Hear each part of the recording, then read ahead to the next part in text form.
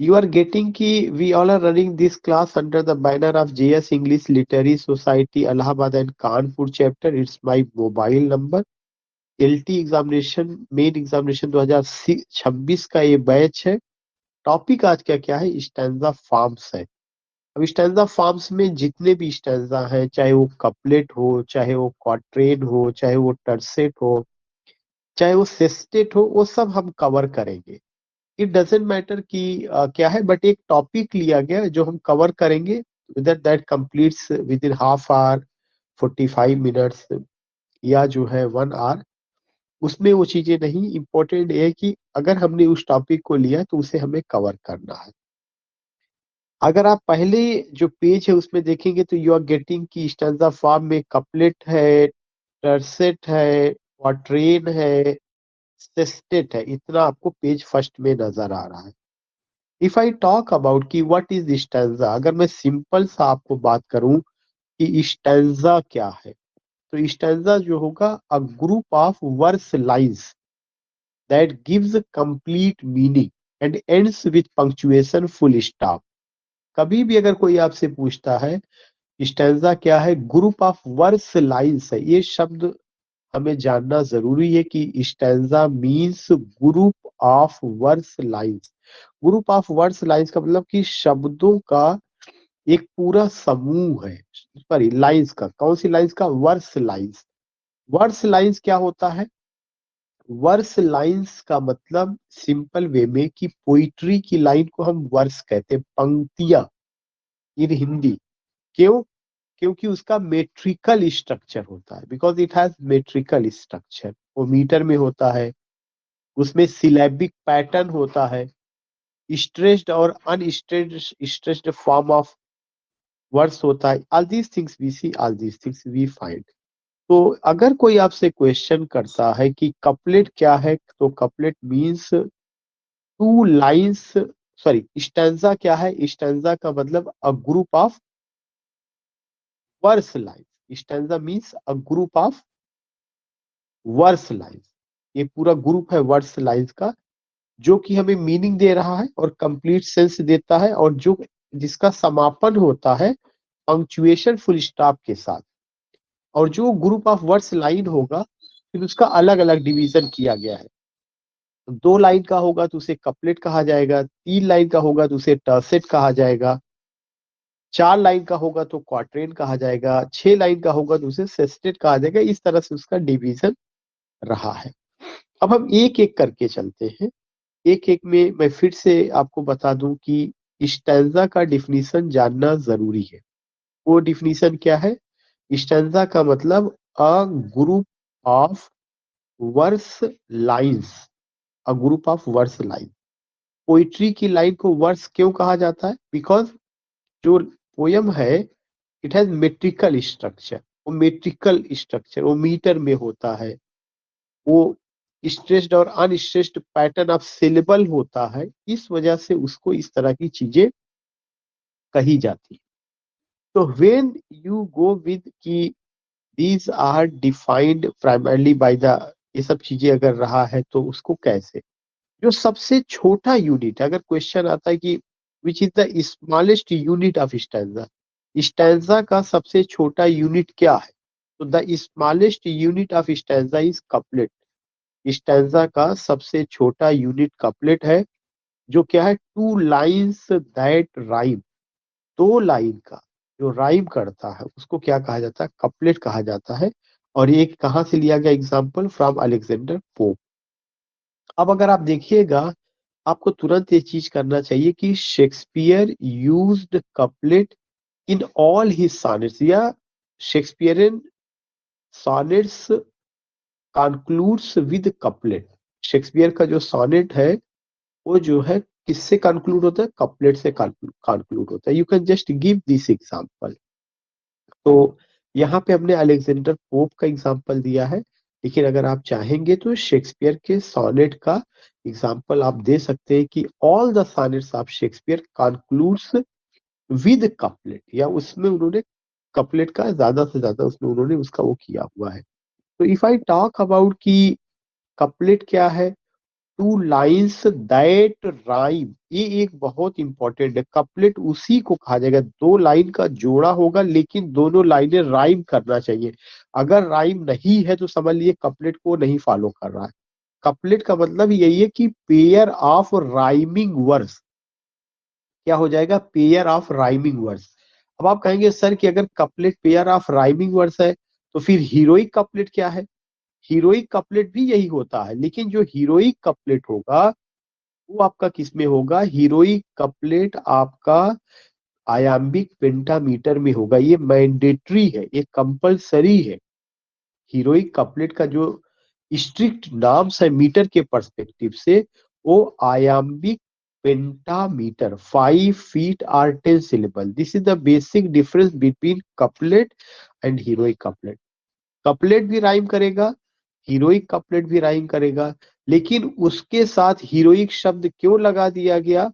उसके साथ हीरोइक शब्द इसलिए लगा दिया गया, उसके साथ हीरोइक शब्द इसलिए लगा दिया गया क्योंकि उसके साथ हीरोइक शब्द इसलिए लगा दिया गया क्योंकि व्हाट, क्योंकि वो आयाम्बिक पेंटामीटर में है। ये चीज हमें ध्यान में रखना है। तो अगर आप कपलेट की बात करते हैं और अपने पॉइंट को बढ़ाना चाहते हैं, आप वहां पे लिख सकते हैं कि another form of couplet is heroic couplet that has strict norms. It means that it will be, या heroic couplet strictly follows iambic pentameter 5 feet or 10 syllable. If anyone asks you what is couplet, couplet means pair of rhyming verse।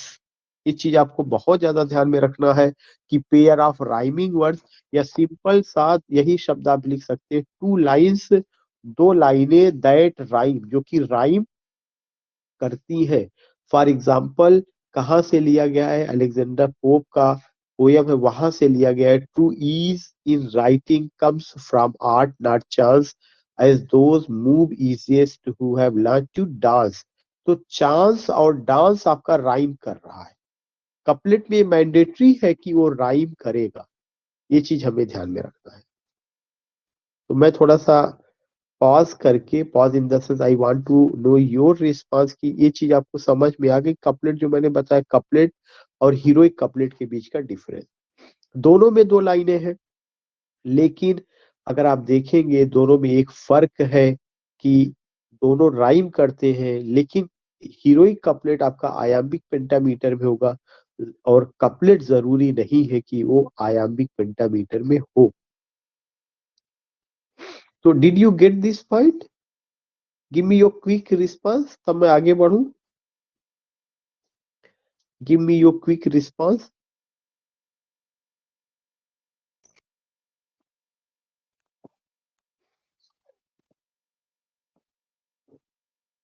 या ठीक है sir, continue ठीक है, करिए। Okay. Now you are getting tercet. Stanza का जो दूसरा part है वो क्या है? टाइप है, वो टर्सेट है। टर्सेट के लिए क्या कह रहा है? अ 3 लाइन स्टैंजा, 3 लाइन स्टैंजा होता है। लेकिन ये जो 3 लाइन स्टैंजा है, ये आपका कहाँ से आया? ये 3 लाइन स्टैंजा अगर आप देखिएगा तो जो पेट्रार्च है उनका जो सॉनेट है वो ऑक्टेव और सेस्टेट में बांटा गया था। सेस्टेट को जब हम जो है 3 3 लाइन में बांटते तब उसको क्या कहा जाता है? टर्सेट कहा जाता है। तो टर्सेट मीन्स 3 लाइन, अ 3 लाइन स्टैंजा। अगर आप देखिएगा यहाँ पे ग्रामर का नियम है कि अगर जो डिजिट दी गई है और जो लाइन लिखा गया है, अगर उसके बीच में हाइफेन होगा तब जो है लाइन्स नहीं होगा। अगर यहाँ पर हाइफेन नहीं होता तो क्या लिखना पड़ता? 3 लाइन्स स्टैंजा, 3 लाइन्स स्टैंजा। ये चीज आपको ध्यान में रखना है। तो यू आर गेटिंग हियर कि टर्सेट मीन्स 3 लाइन्स स्टैंजा।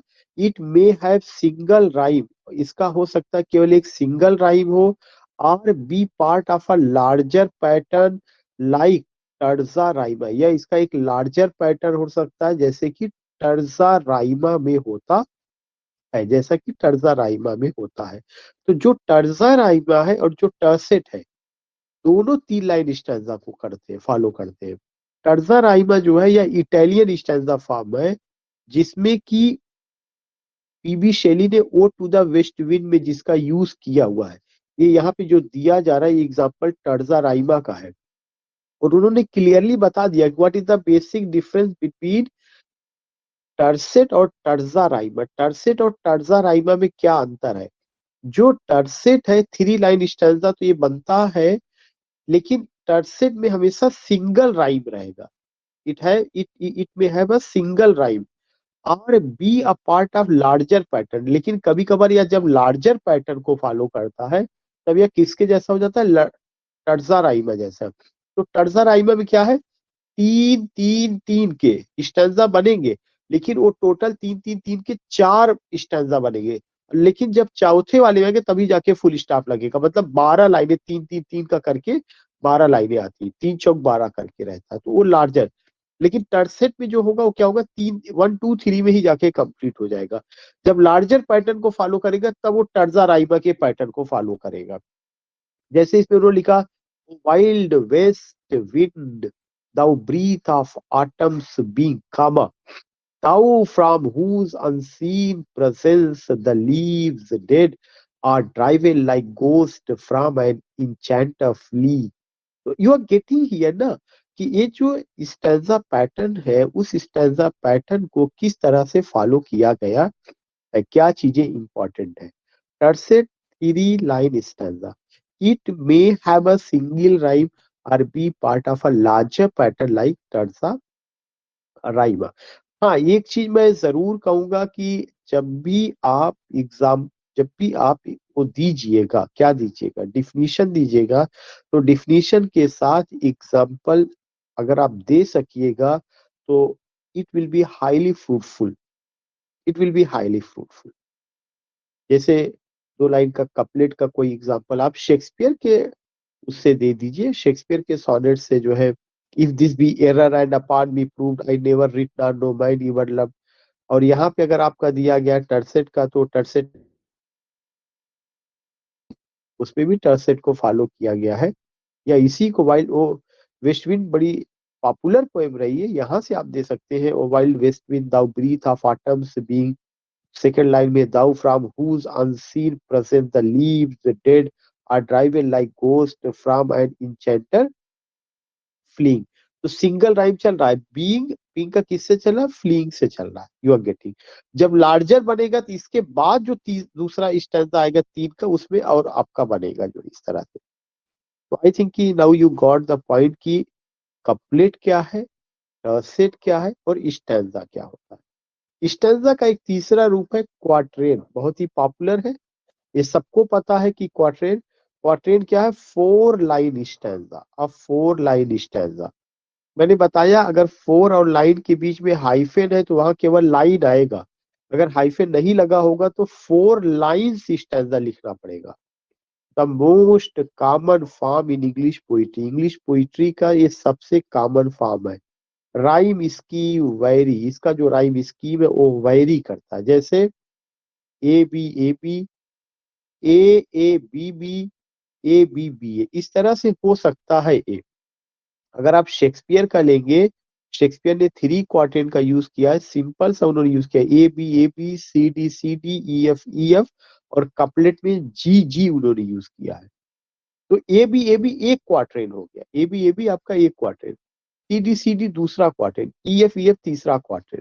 तो आपको ये जरूर बताना पड़ेगा कि विद एग्जांपल कि Shakespeare has used 3 quatrains in his sonnets and the rhyme scheme of 3 quatrains are A B C D E F, and the last two lines, yeah, the sonnet ends with concluding couplet that rhyme जी जी करके। तो ये चीजें बताएगा कि ये बताएगा कि आपने क्वार्ट्रेन केवल रटा ही नहीं है, आपने पढ़ा है, यू नो कि वो क्वार्ट्रेन कहाँ पर है, शेक्सपियर के वर्क में है, कितना है? 3 है, कहाँ पे है वो भी आपको पता है। तो इस तरह से उसका राइम स्कीम के साथ आप बता रहे हैं कि ये चीजें रही है। तो क्वार्ट्रेन क्या है? सिंपल सा 4 line stanza, the most common form in English poetry. Rhyme scheme इसका फ्रॉम अर्ली इमाइली डिकिंसन से लिया गया है। hope is the thing with feathers that perches in the soul and sing the tune without the words. A4 line. Here you get. Then you see another form of stanza that is sestet, a 6 line stanza. Sestet क्या 6 line stanza. Often the second part of an Italian या Petrarchan sonnet. और ये जो sestet है उस sestet का जो second part है वो इटालियन या पेट्रार्चन सोनेट है where it follows an octave, जहां पे सेस्टेट जब भी खत्म होता है तो वो ऑक्टेव या पहले ऑक्टेव आएगा बाद में सेस्टेट आएगा। हम सबको ही पता है कि पेट्रार्चन सोनेट या इटालियन सोनेट में ये चीजें रही है उसमें कि उन्होंने सोनेट को 2 हिस्सों में बांटा, ऑक्टेव में बांटा और सेस्टेट में बांटा। ऑक्टेव आपका 8 लाइन स्टैंजा और सेस्टेट आपका 6 लाइन स्टैंजा। तो इन्होंने सेस्टेट को, इसी सेस्टेट को हम किस में बांट देते, जब 2 पार्ट में बांट देते वो टर्सेट कहा जाता। तो सेस्टेट आपका क्या है, अ 6 line stanza often the second part of an Italian या Petrarchan sonnet where it follows an octave। John Milton के ऑन हिज ब्लाइंडनेस से लिया गया है जिसका राइम स्कीम है CDE। आप यहाँ पे बढ़ा भी सकते हैं। Italian poet Petrarch, a well known sonneteer, divided his sonnets into octave and sestet.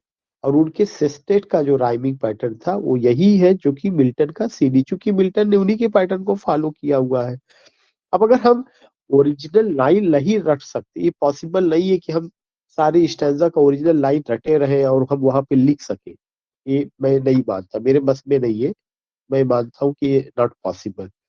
अगर नहीं पॉसिबल, हम उसका एक एग्जांपल दे सकते हैं ना कि जॉन मिल्टन का जो सोनेट है that is based on Italian pattern of sonnet, it has octave and sestet.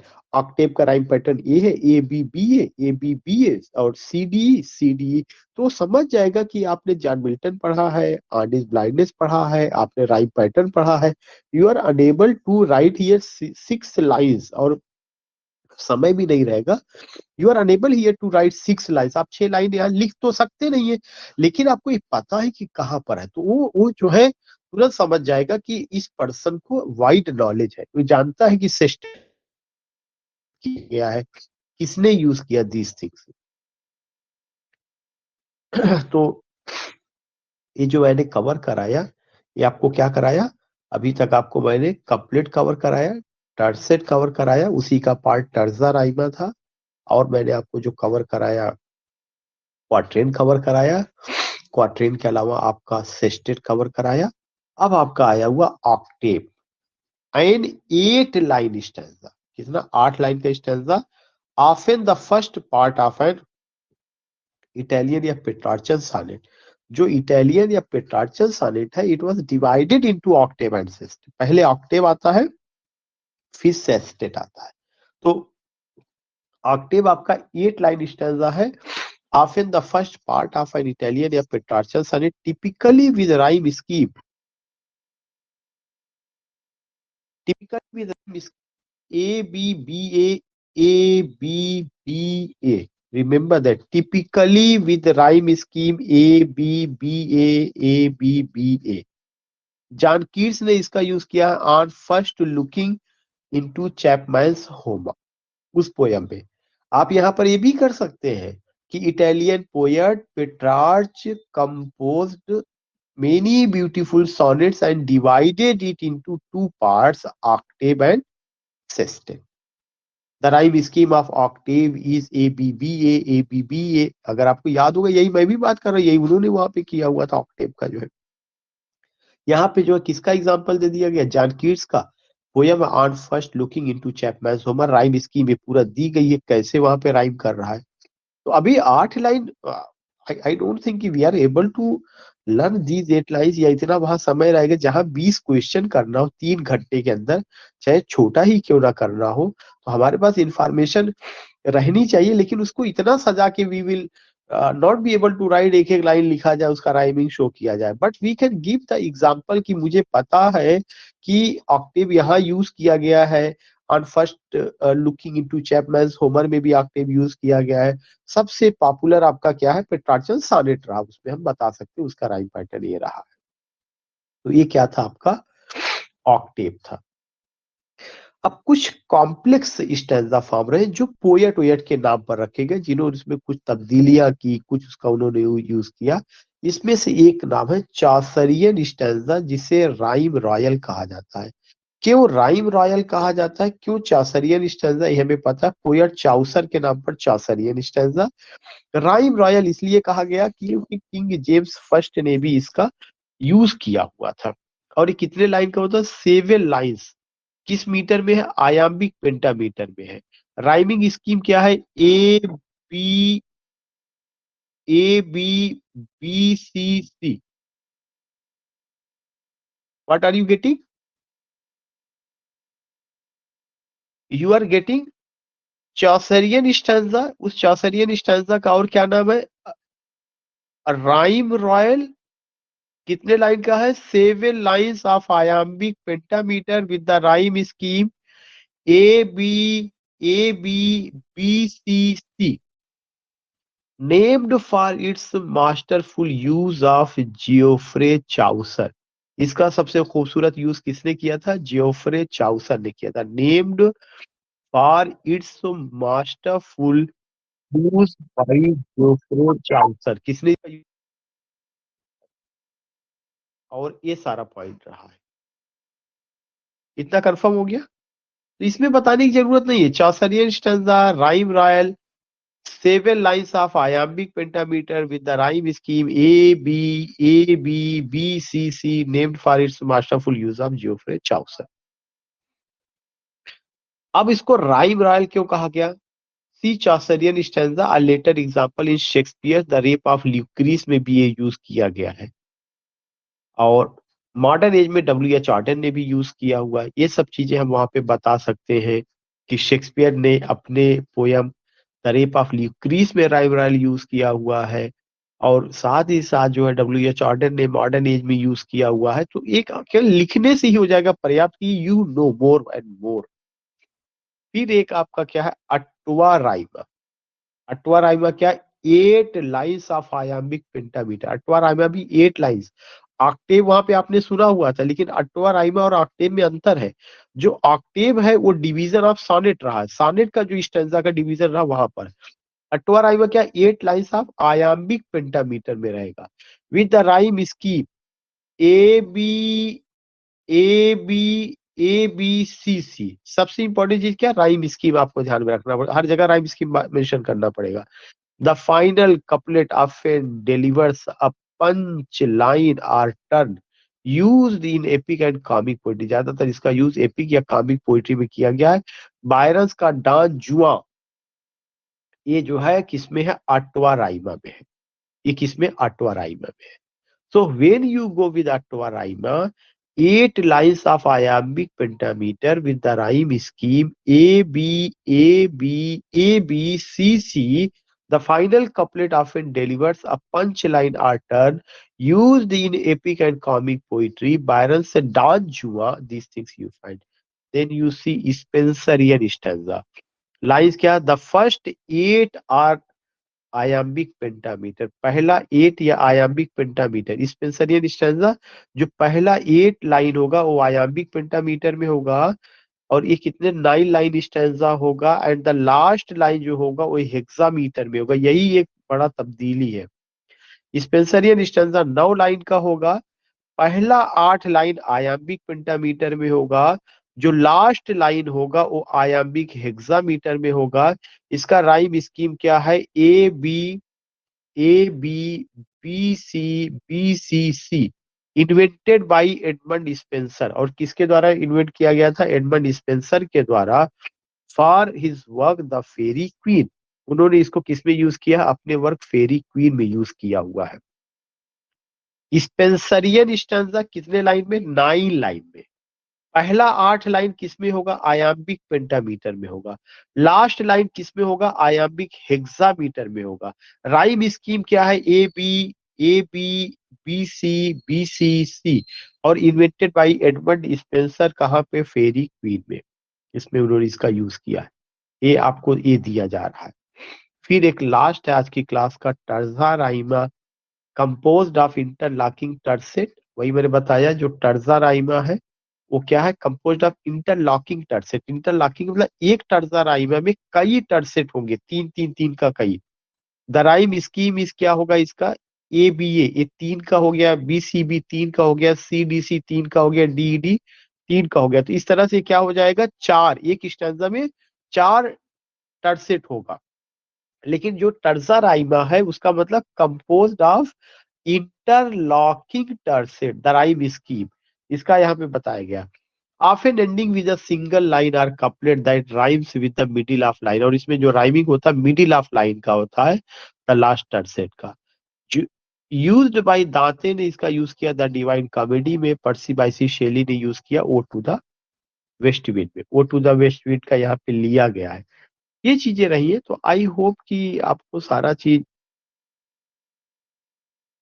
Jayashree Singh की ये लाइन मुझे लगता है जयश्री ने लास्ट में क्लास ज्वाइन किया था, मैं याद नहीं करना है, मैं खुद नहीं याद कर पाऊंगा तो आपको मैं क्या सजेशन दूं। ये पॉसिबल ही नहीं है कि हम लोग इसे याद कर पाए। हम लोगों को क्या याद करना है, डिफिनेशन, राइम पैटर्न और एग्जाम्पल। एग्जाम्पल का क्या, किस पोयम में यूज किया गया, एक दो नाम उसका example. We will not be able to remember these lines. अब जैसे हमें अगर ये पूछा जाएगा टर्जा राइमा का डिफिनीशन क्या है, डिफिनीशन ये है कि composed of interlocking tercet. Rhyme scheme क्या है, A B A, B C B, C D C, D E D, often ending with a single line or couplet that rhymes with the middle line of the last tercet। अब उसका use कहाँ पे किया गया, example दांतेस के divine comedy में, पर्सी Bysshe Shelley का ode to the west wind में। लाइन का हमने कहीं यूज ही नहीं किया। और इस तरह से आप क्या कर सकते, कर सकते।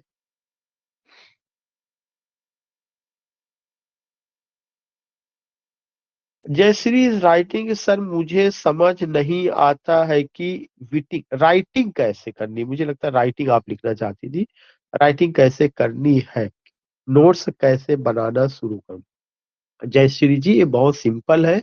जितने मैंने अभी क्लासेस लिए हुए आप उसका लेक्चर पहले देख लीजिए, सारा लेक्चर, और आप ये समझने की कोशिश करिए कि जो मैं आपको नोट्स बता रहा हूं वो काफी हेल्पफुल होगा। आप ये समझने की कोशिश करिए कि मैं किस पैटर्न को डेवलप कर रहा हूं।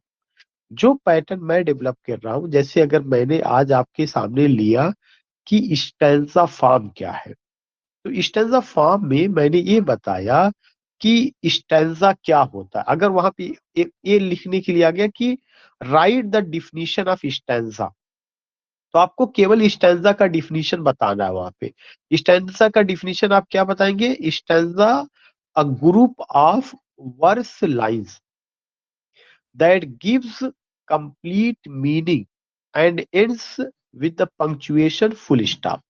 एक अपनी शब्दों में, या जो मैंने आपको भेजा हुआ है, जब तक आप मेरे नोट्स को नहीं पढ़ेंगे, क्लास को लाइव नहीं अटेंड करेंगे, या अगर आप एक भी क्लास मिस कर जाएंगे तो प्रॉब्लम होगी। अगर मिस कर जाते हैं, मैं नहीं कहता, हार्डशिप मेरे साथ भी आ सकती है, अभी आई थी मैंने क्लास नहीं लिया, हार्डशिप आपके साथ भी आ सकती है।